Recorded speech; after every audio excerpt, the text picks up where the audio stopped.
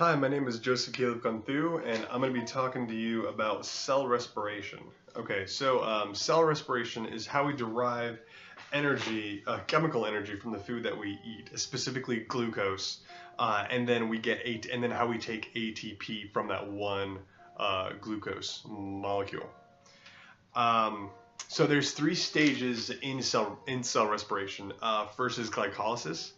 Then we have the Krebs cycle. Then we have the electron transport system, or oxidative phosphorylation. First off, let's talk about like ATP and why ATP is so important. I've heard someone describe ATP as being the currency of the cell, and like currency, in order to make money, you need to spend a little money. So this is how we start off glycolysis by spending a little bit of ATP. We spend two ATPs. I'm getting a little bit ahead of myself. Excuse me. Um, here.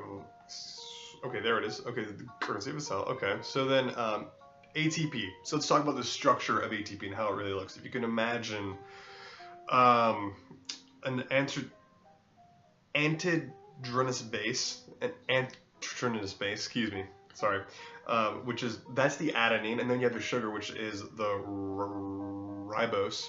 So imagine like this, and then you have three little things right here. This is the phosphate tail, or the phosphate chain. So then, at this point, ATP is able to break off one phosphate, which creates ADP, diphosphate, not tri, because now we just have two phosphates instead of the three phosphates. So now the breaking of the phosphate releases a little bit of energy, and with that release of energy, an OH pair comes by and takes that kicked off phosphate's place. The reason that happens is because it's in an aqueous environment. That's where the OH comes. This is actually called hydrolysis. Okay, so let's get into glycolysis. Okay, that's actually that has a lot to do with glycolysis in the first place. So glycolysis, it occurs in the cytosol. It begins with the degradation process by breaking down glucose into 2 moles of pyruvate. Then the pyruvate enters the mitochondria, and then is oxidized into acetyl-CoA. But before we get there, what we're left with after glycolysis, after the breakdown of that, after we get the 2 moles of pyruvate, after all that, we are left with two sets of 3 pyruvate, so 2 molecules of pyruvate. 2 NADHs. NADH is like this super rich, like a storehouse of energy, and it's waiting to be tapped to make ATP, if you will. And then last but not least, we're left with 4 ATP, which it's really more like 2, since 2 were used, so a total of 2 ATP. So far we only have 2 ATP. We're supposed to end up with around, I believe that it's around 28 to 30. I've heard other sites say 34 to 36, but in the slide's case, it's 28 to 30. That's not a lot. So glycolysis doesn't give us a lot of ATP. So we need to get a little more, right? So then from glycolysis we need to get to the Krebs cycle. But before we even get to the Krebs cycle, right now glycolysis is occurring in the cytosol. It's not occurring in the mitochondria yet, right? But we need to get into the mitochondria. The way that we do that is through this thing called oxidation of pyruvate, which is what we just got. Oxidation of pyruvate to acetyl-CoA. So here it is. I wrote it on the page, that way I wouldn't lose it. Okay, so pyruvate, here it is. These little notes right here on the side. Pyruvate's a carboxyl group, which is already fully oxidized, and it doesn't have a lot of it doesn't have a bunch of chemical energy at this point. Excuse me. Its carboxyl group is removed and given off as the molecule of carbon dioxide.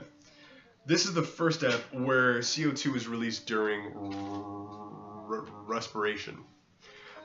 Step 2, the remaining carbon fragment is oxidized, forming acetate, which is the ionized form of acetic acid. Excuse me.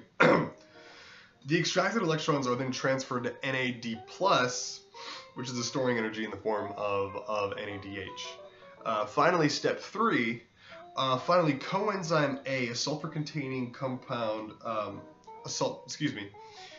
Coenzyme A, a sulfur-containing compound derived from a B vitamin, is attached via its sulfur atom to the acetate, forming acetyl-CoA, right? Which is a high potential energy. In other words, the reaction of acetyl-CoA to yield the lower energy products is highly exergonic, energies exiting. This molecule will now feed its acetyl group into the citric acid cycle for further oxidation. So yeah, here I have it called the Krebs cycle. They're the exact same thing. Citric acid cycle and the Krebs cycles are the same thing. It's just called the Krebs cycle because the gentleman who discovered it, his name, he was Krebs. He was actually an ear, nose, and throat doctor in Nazi Germany. It was crazy. He fled. Crazy story behind that. Regardless, so because of the oxidation of pyruvate to acetyl-CoA, this gives us the first little key to the Krebs cycle. Here it is. I'm sure to write down the slides as well. That way I have my reference. Here it is. Okay. So the Krebs cycle. So this is where substrate phosphorylation occurs as well as glycolysis. Excuse me, I did forget to mention that. Now, what is substrate phosphorylation? Great question. It's the mechanism where a small amount of ATP is formed directly in a few reactions of glycolysis and the citric acid cycle. This occurs whenever an enzyme transfers a phosphate group from a substrate molecule to ADP. Remember, diphosphate, not triphosphate. So here we are. Excuse me. Here it is. Oh, okay. Just want to make sure I have it. Yes, here it is. Sorry, I have all my notes here, as well as here. One of the pyruvate molecules is oxidized, and that leaves us with acetyl-CoA, right? Okay. Then another NAD plus comes and picks up the hydrogen that was left over due to that process, and it becomes NADH. Remember, our powerhouse. So I got a bit ahead of myself. These are two little summations of the Krebs cycle, and the way that I learned this was, if I knew like the general idea of it first, it became a lot easier to understand the parts that happened in between them. So I'm just going to explain. Excuse me for getting a little ahead of myself there, but I'm just going to explain, give a brief little summation of what the Krebs cycle is in these two little, what you'd call them. Krebs cycle takes the products of glycolysis, right, 2 pyruvates, and works them to create another 2 ADP per glucose molecule, and then some energy, NAD plus and FAD plus. So here we have like the summation. This is kind of like the dumbed down version, but this is the way that I found it very helpful. It finishes the sugar breaking job started in glycolysis and fuels the production of ATP in the process. So the whole point of the Krebs cycles is to again finish down the sugar breaking job started in glycolysis in the first place, and this fuels the production of ATP in the process, which is the whole point of this. Get more ATPs. So, okay, so back to where we were. We left off at the pyruvate molecule is oxidized, and then that leaves us with acetyl-CoA. Then another NAD plus comes and picks up the hydrogen left over. This becomes NADH. Remember, this is the powerhouse guy. Enzymes then bring a phosphate with ADP to create another ATP for each pyruvate. They also bring together acetyl-CoA in a 4-carbon molecule called oxaloate acid, which makes citric acid. Then the citric acid is oxidized through through many steps. I have them here. It's 8 steps right here in the book, where it cuts carbons off until we get back to oxaloic acid. With the carbon cutting, and the citric acid carries the leftovers. With carbon cutting of the citric acid comes the leftovers of carbon dioxide, which are then exhaled by the cell, much like how we do, which kind of like is how we do. So these are the 8 steps that I was talking about right there. That is the citric acid cycle in detail. So what I gave was kind of like the overall breakdown, not necessarily a summary, but not necessarily going into as much detail as getting into the 8 steps here. So okay, so from there we have. All right, sorry about that. I just wanted to make sure that I had the right information here. That I had in my notes. Sorry. So after all that, right? After glycolysis, after the pyruvate oxidation, after the Krebs cycle, we're left with a total of 6 carbon dioxides, 10 NADHs, 2 FADH2s, and 4 ATPs.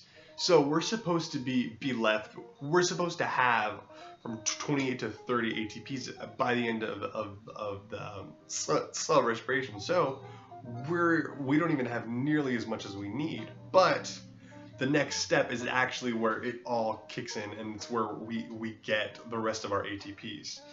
So that next step is the electron transport chain. The electron transport system, excuse me. FADH, okay, here we go. Made my notes. So here we are. So this starts, here we go. Okay, so NADH and FADH2's electrons give the energy that works as a pump along the channel protein chain across the inner membrane of the mitochondria where the Krebs cycle occurs. So, and here I have from all my notes from the class and the book, electrons that are removed from glucose are shuttled by the NADH to the top right here, to the top higher energy end of the chain. Then electrons acquired from glucose to NAD by NAD plus during glycolysis and the citric acid cycle are transferred from NADH to the first molecule of the electron transport chain in complex 1. Complex 1 right here. During the electron transport along the chain, the electron carriers alternate between the reduced and oxidized states as they accept and then donate their electrons. Here it is. Once we get down to the lower energy right here, so we have like high energy, slowly goes down. It's deposited onto oxygen, forms of metabolic H2O. So then the last cytochrome of the chain, cytochrome A3, passes its electrons to oxygen, which is very electronegative. Excuse me. The next step we have not the next step. The next part of the electron transport system we have chemoosmosis, which is osmosis. Excuse me, which is the movement of ions across the semipermeable membrane down their electrochemical gradient. This drives the work. This drives cellular work. Cellular work being, like, example, ATP synthase. When pumped out, proteins come back. They use the energy of protein. Yes, here it is. Okay. So now we're at the final little bit. So we just went from here to here, chemoosmosis. Now we're at ATP synthase right here. So go. As you can see, ATP synthase, it straight up just looks like a mill, like a cellular mill of some sort, which is how the book actually describes it. Here's where did I leave off? Okay. The proteins will swap electrons. This is elaborating a bit on what we just talked about and then kind of going on from there. The proteins will swap electrons to send the hydrogen protons. Okay. We'll swap the hydrogen protons from inside the mitochondria across its inner membrane to the outer compartment of the mitochondria, okay? Once they're out, the protons want back into the inner membrane. All the protons get back in through, and then all the protons get back in through a protein called ATP synthase. So here we go, and that one on the slide, this is the exact same thing, it's just inverted, and this actually has the steps right here. And then my summations on the side, okay. So the book breaks down ATP synthase in 5 steps. So step 1, as you can see, these are the hydrogen ions that we were talking about. Crucial for ATP synthase. Hydrogen ions flowing down the gradient enter a channel in a strater, which is anchored in the membrane. So as you can see, it's right there. I hope I'm pointing at the right spot. Right there. No, I wasn't. Down into the strater right here. Sorry, it's mirrored. So, step 2. Hydrogen ions entering binding sites within a rotor, changing the shape of each subunit so that the rotor spins within the membrane. So hydrogen ion enters the strater right here, and then it literally starts spinning this guy right here, that guy. Step 3, each hydrogen ion makes one complete turn in that thing, makes one complete turn before leaving the rotor and passing through a second channel in the strater into the mitochondrial matrix. Sorry. So the hydrogen ions, they want to get back very badly. It's just, there's a lot of hydrogen ions here. They want to get back. This is how they get back. They want to get back so bad that they kind of power this ATP synthase. So that's just half of it, a little over half. Then step 4. So once the hydrogen ions do, they turn the rotor and then they exit. Then they leave the rotor, passing through a second channel in the strater into the mitochondrial, into the matrix, mitochondrial matrix. This causes step 4. Spinning of the rod causes an internal. Spinning of the rotor causes an internal rod to spin as well. This little guy right here. So as this one turns as well. This rod extends as if it's a stalk into the knob below it. Right there, into the knob below it, turning it. Which is held stationary by part of the strater. Again, the strater. Okay. Step 5, turning of the rod activates catalytic sites in the knob that produce ATP from ADP. MP1. So, after all of this, after all of this, the hydrogen ions go in there. And after the hydrogen ions going in there, going through the strater, exiting through there, turning the rotor, getting ATP, phosphorylating it, getting ATP. After all of that, we are finally left with 30 ATP, 6 carbon dioxides, and 12 waters. So this is cellular respiration. This is how we